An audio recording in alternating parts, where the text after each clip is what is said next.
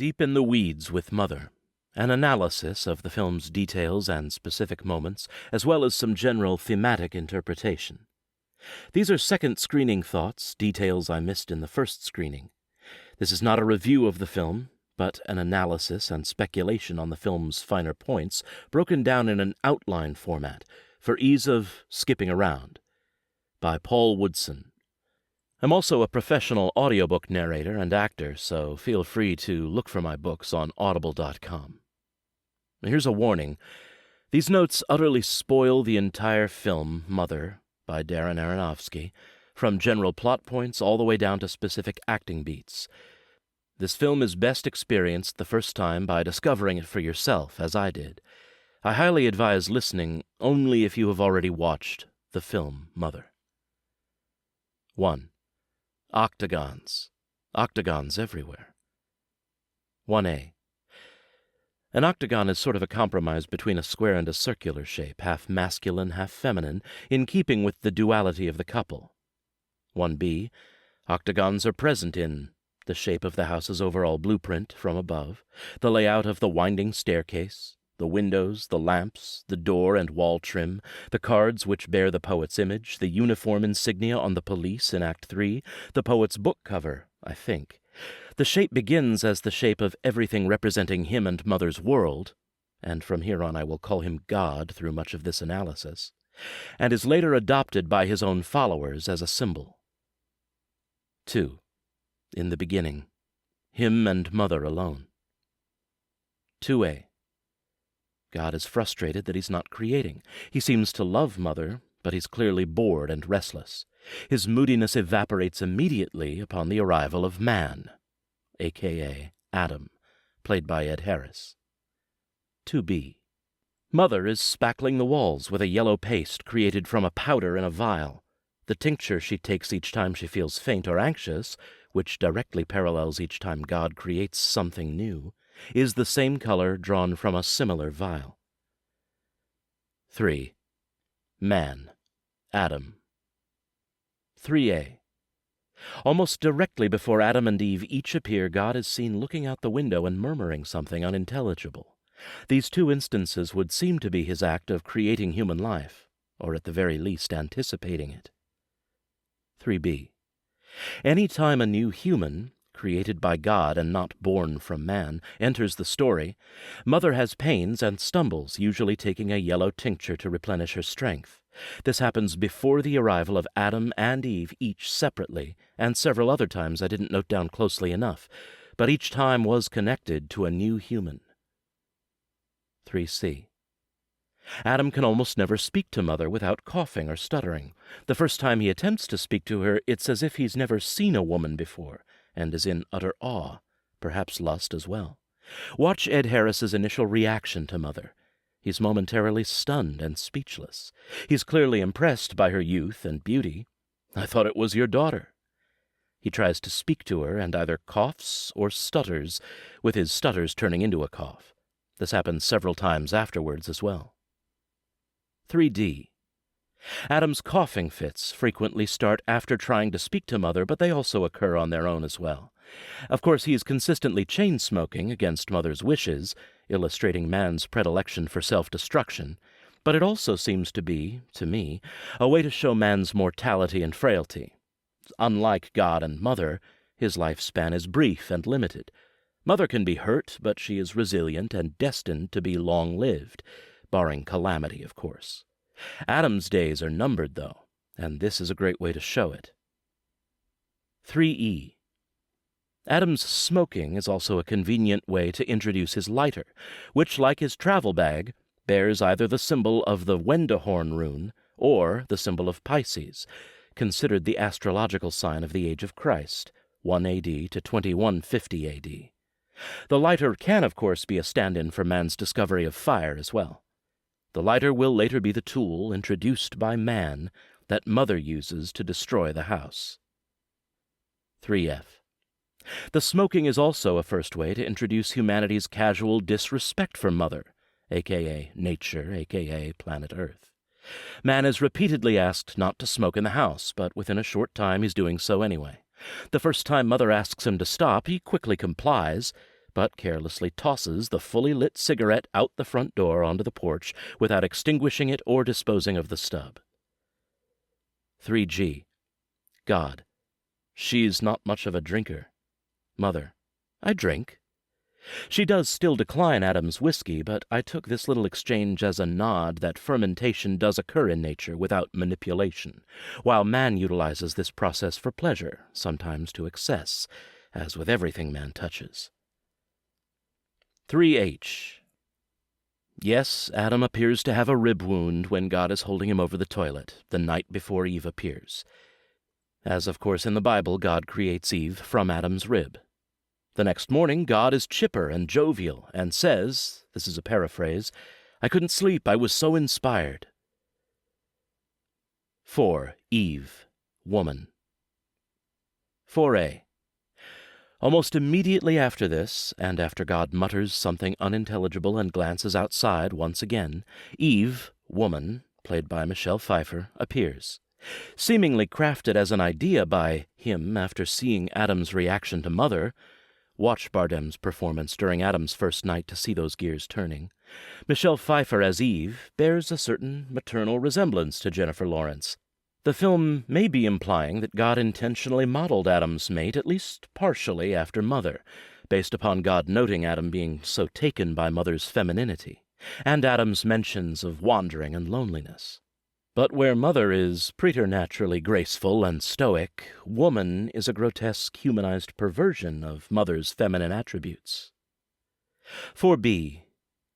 While we see God and Adam bonding instantly and going off to hike together and getting on like a house on fire, Mother and Eve are left alone together in the house as well, presumably to have some girl bonding time too. Eve doesn't possess the same difficulty communicating with Mother as Adam did.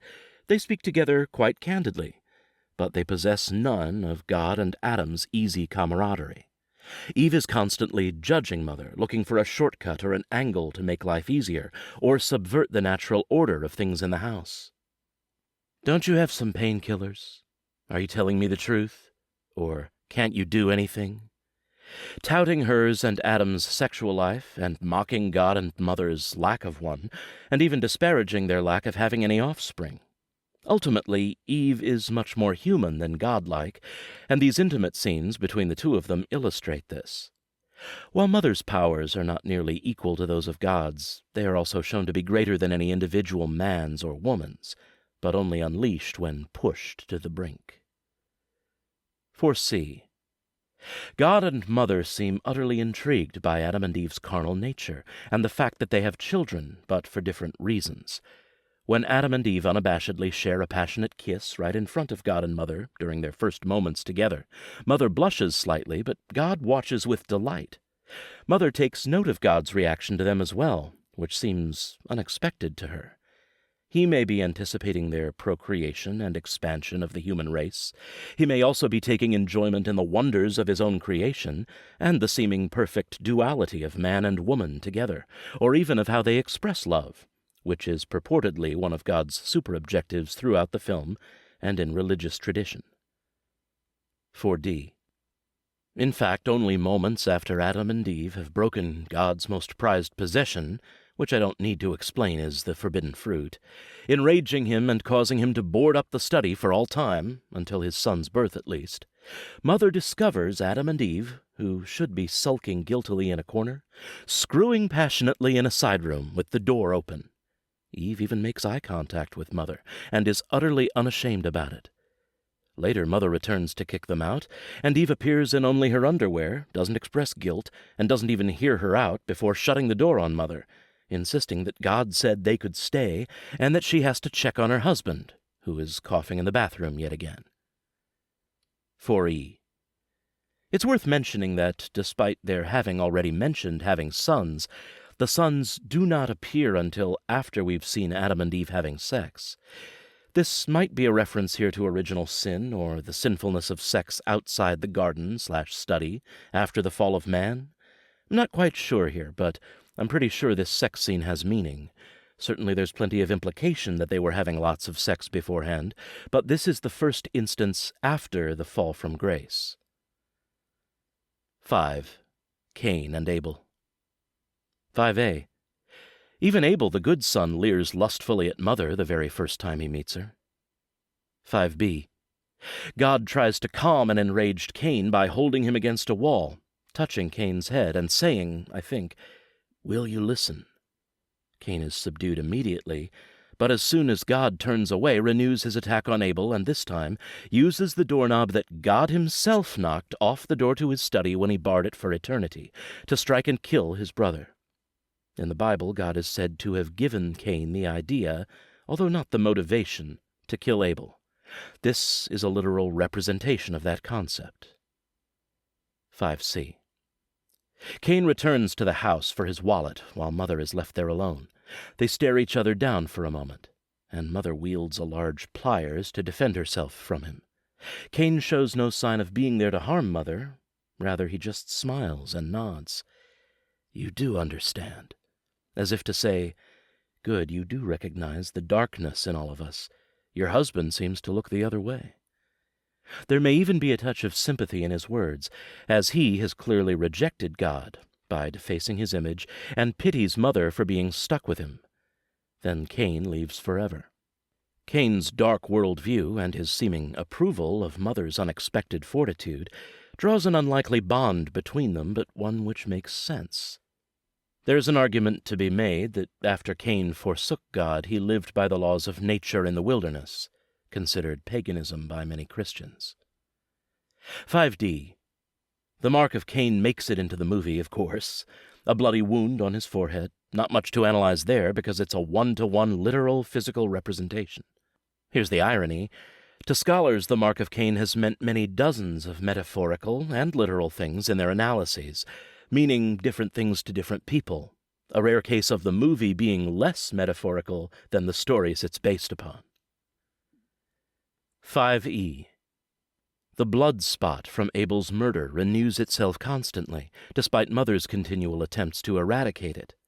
The blood is shown to act as an acidic astringent on the house, eating through the wood and stone, and dripping down to the basement, where it has eaten away at a wall enough to allow Mother to chip through it and discover a hidden room near the furnace which contains an oil barrel, and out of which a frog leaps. It is easy to forget, as I did the first viewing, that the entrance to the deepest cellar room is only revealed to Mother once the blood has eaten away at its stone facade. Not only does this symbolize the never-ending sorrow and sin of the first murder eating into the original purity of the world, which can never be renewed, save through total destruction, but it's also a parallel to the Bible story, which states that the ground upon which Cain murdered Abel was forever cursed. 5f. Later, when the masses descend upon the house, the wound begins gaping even more widely once again, and some enthusiasts are proudly taking photos of themselves next to the bloody hole. 6. The first party and the flood. 6a. After the death of Abel, Adam and Eve return to the house with an ever-growing number of family and friends. Eve, in her grief, seems to have transformed from Gilfy tart to buttoned-up holier-than-thou church lady, even admonishing Mother to put on something decent, despite flaunting her own sexual prowess and underwear to Mother earlier that same day. Thus begins the shaming of the feminine nature, ironically and tragically, here by another woman. 6b. The young black gentleman, who seems mostly benign, compared to the other guests at least, still sizes up Mother's figure like all the other men, and later attempts to seduce a young lady up in God and Mother's bedroom. There is lust and carnality represented in this, true, but also reproduction and gradual population of the earth are possibly being referenced here. The guests are desperate to be fruitful and multiply. Mother has another of her attacks at this moment, which drives her to the bathroom and the yellow tincture again.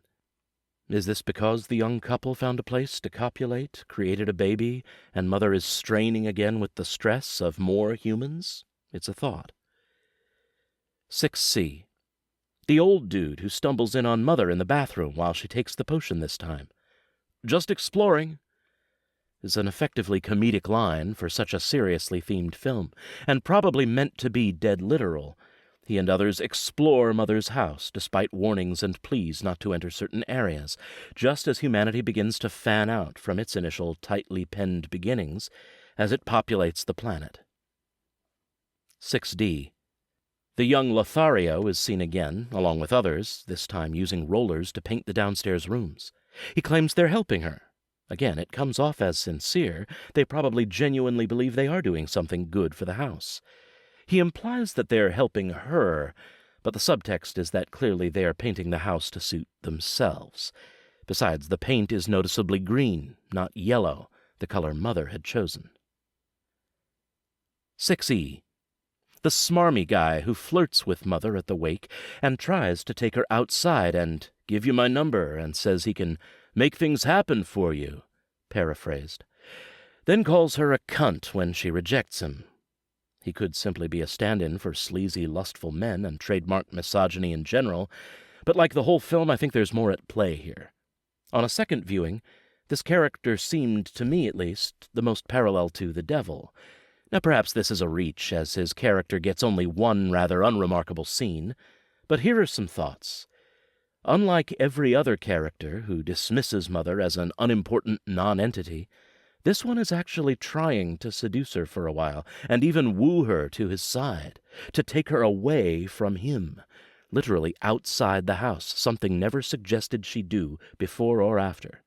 The surface reason seems to be sexual, of course, and there's always the argument that this is supposed to be man trying to exploit natural resources or women's sexuality for his own material or lustful gain. But he specifically is trying to charm her in a way that no other character ever bothers to, which prompts me to wonder if he is at least a minor stand-in for some kind of Satan or Lucifer character trying to subvert nature from under God's nose and get her to be with him instead. When he's rejected, he stalks off cursing at her. That this slimeball character is Satan may be a reach, but it felt real enough to bring up here. 6F.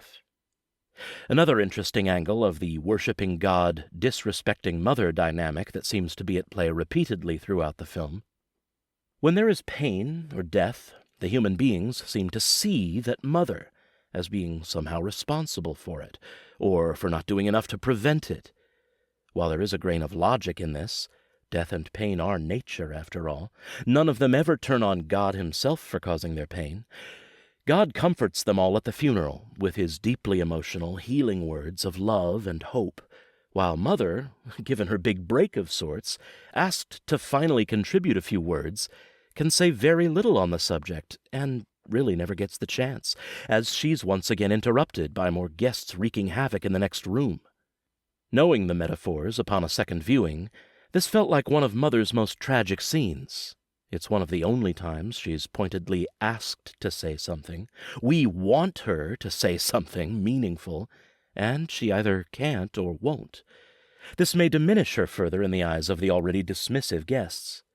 But of course it's not nature's nature to provide existential comfort or meaning. That is traditionally God's role. We may find beauty in nature, but rarely do we find poetry. That role is always assigned to God.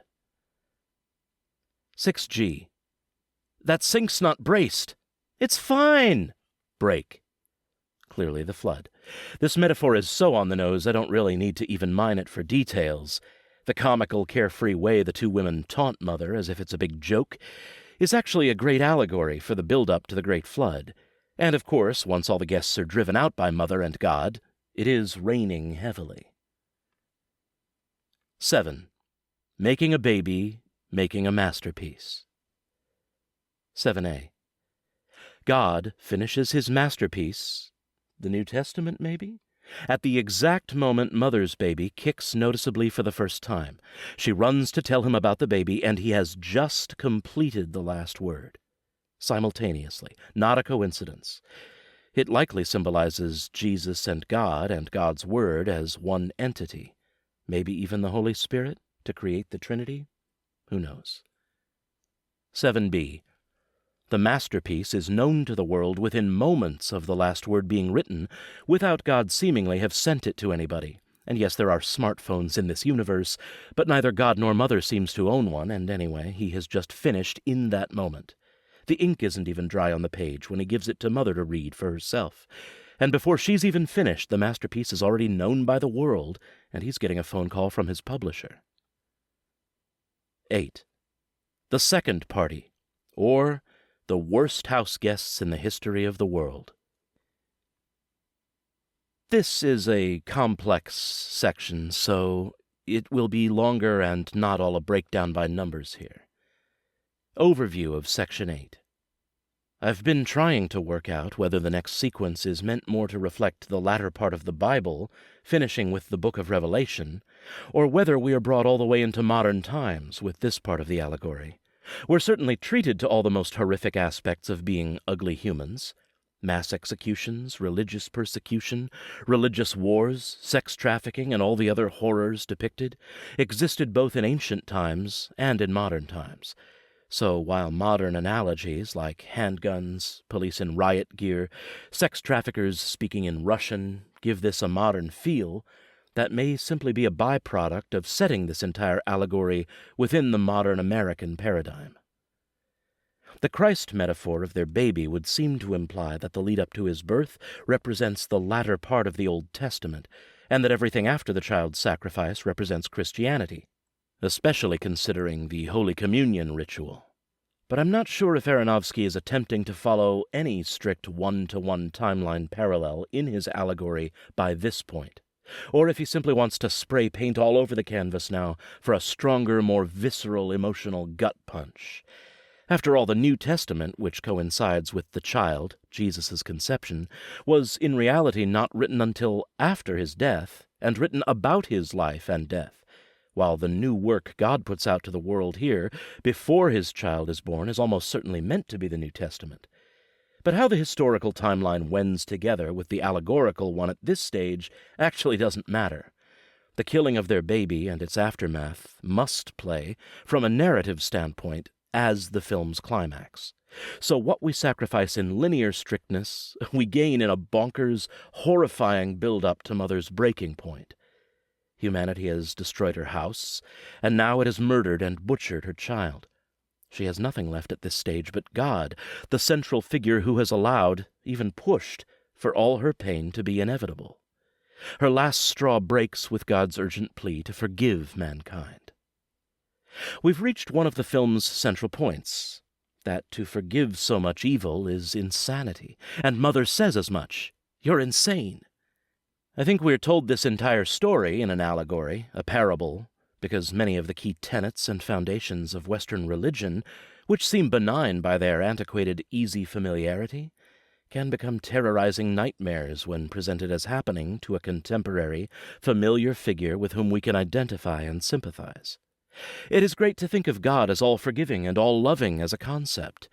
Quite another to realize that this means he will forgive the monsters who destroyed your life, your love, your very existence. In other words, it's another story when it happens to you. There is, of course, also the environmental moral about abusing and destroying the earth itself through carelessness, destruction, and baseness. The figurative heart of Earth, Mother and the house, who are one, gets destroyed emotionally, bit by bit, until her love is burnt out almost completely. But the actual physical being of Earth is pummeled senseless as well. Mother is kicked, beaten, stripped, insulted, and maimed. And the exact same happens to the physical structure of the house. I find the biblical metaphor and the environmental one to go hand in hand rather steadily. The sin and evil of mankind, as well as the reckless abuse of its celestial home, combine together to push Earth to reject us all, destroying all of us in a fireball and taking herself out in the process. Details. 8a.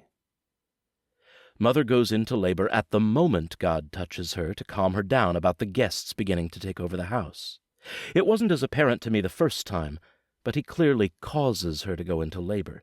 He wants the child born at this moment, with the house full of followers. Also, the way he touches Mother in this moment, with a very deliberate gesture, has a very, I'm putting the essence of God into you now manner. 8b. Some have misread the moment of the baby's death, that he was purposefully murdered and cannibalized as part of a preconceived ritual. It doesn't play this way, however. They're two separate beats, although they do happen in quick succession. It was most likely misinterpreted by viewers not fully immersed in the metaphors of the parable, but who were somehow apparently, although by this point in the narrative this seems unbelievable, tuned into what they thought was a real-world, literal story. But watching closely, one can see that the baby's death, via snapped neck, is not premeditated but happens through utter carelessness. Moments later, he is eaten as a literal means of Holy Communion by the McCatty faction. We'll get to him later. But only as a reaction to his death, not as a part of a preconceived notion.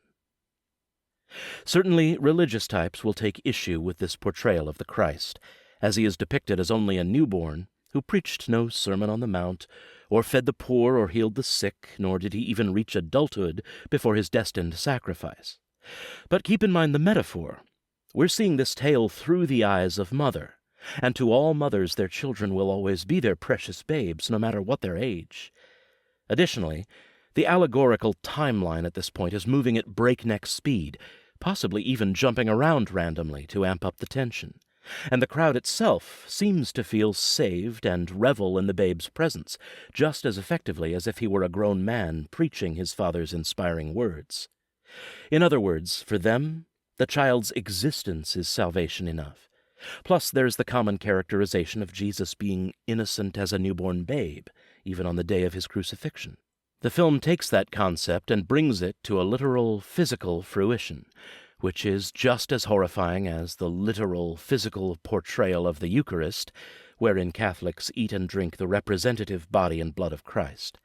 It is a ritual that, like other aspects of religion and the Bible, has been sanitized through familiarity, but when one thinks on the idea of eating the flesh and drinking the blood of the Son of God, is it not a revolting concept at face value?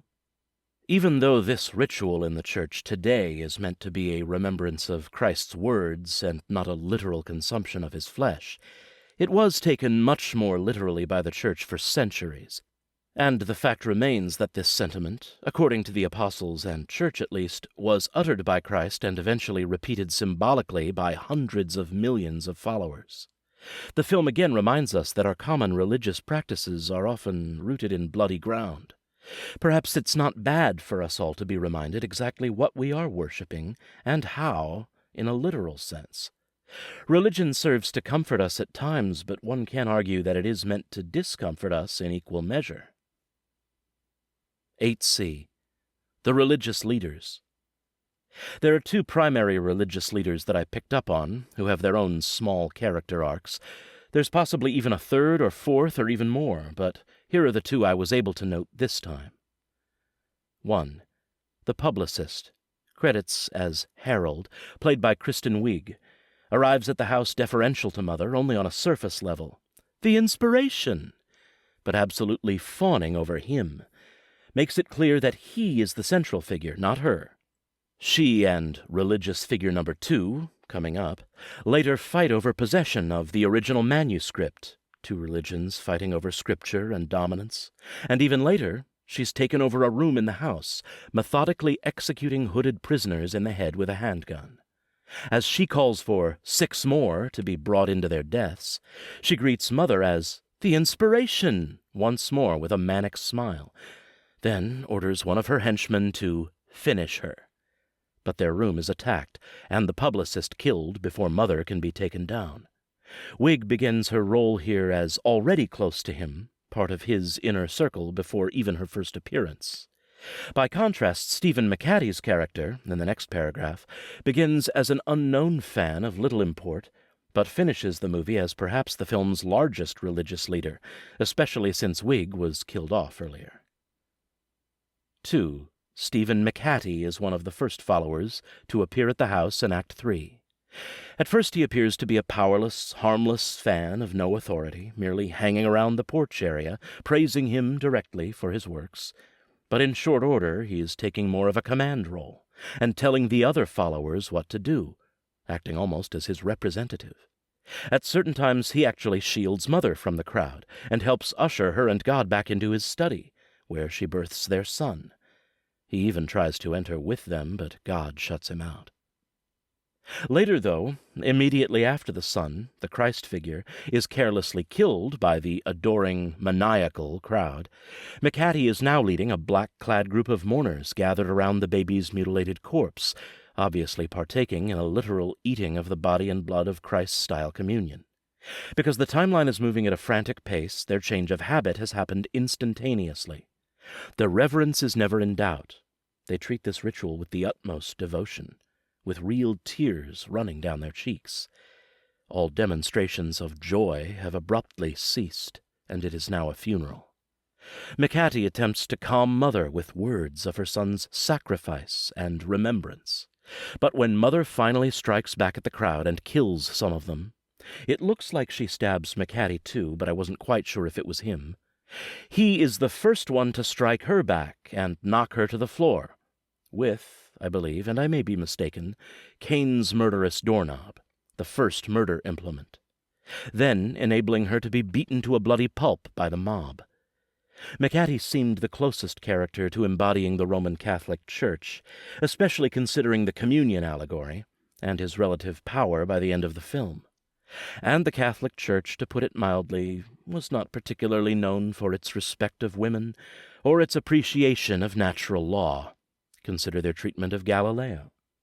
However, it is incredibly devoted to one female figure alone, the Virgin Mary.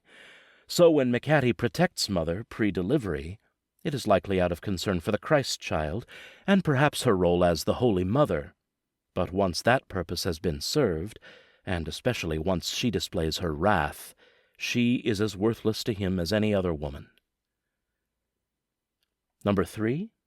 There may have been a third sect, or even more, or perhaps this was part of McCatty's. The fever dream segment happens so frantically that it's easy to miss, that celebrated the practice of adorning their foreheads with ink after God touched a woman in the crowd with ink in this fashion. She, her male partner, and God were all speaking in Spanish, by the way, apparently. Later, one of the devotees is administering ink to the followers' foreheads in similar fashion, as they put octagonal cards of him upon the wall that is blocking entry to the study. For those unfamiliar, this is an almost direct allusion to Ash Wednesday. 8D. The metaphor of warring religions is pretty obvious, as well as the execution of heretics or the innocent by religious leaders. I'm not sure if Kristen Wiig's gender matters here, but she is shown to be the first religious leader turning to mass murder, including even Mother, before Wiig herself is taken down. Later, Stephen McCatty also attempts to murder Mother when she exacts vengeful wrath upon the crowd that killed her child. Pretty much every sect that worships God/him initially accepts Mother, sometimes grudgingly, but later turns on her, representing, likely, every Western religion's subjugation of women and the rejection of the earlier pagan roots that celebrated the mother, earth, and fertility goddesses. Even the older Israelite texts depict Yahweh as having a female consort named Asherah, who was later expunged from the Hebrew Bible. This mistreatment of Mother is a harsher step up from Eve's earlier admonition to Mother to put on something decent. 80. There are some of the outlier participants of the insane Act 3 fever dream who intrigue me. The soldier who rescues Mother seems to recognize her and is trying to get her to safety before he himself is slain. The midwife, or just random sympathetic woman, who assists Mother while in labor, as God breaks back down the doors to his study. The few people still determinedly painting the walls with rollers, while the majority are destroying the crap out of the house.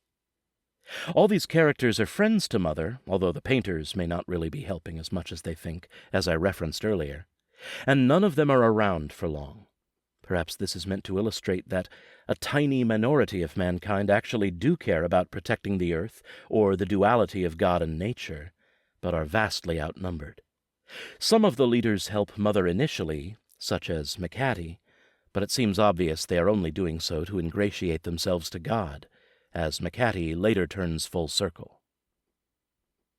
9.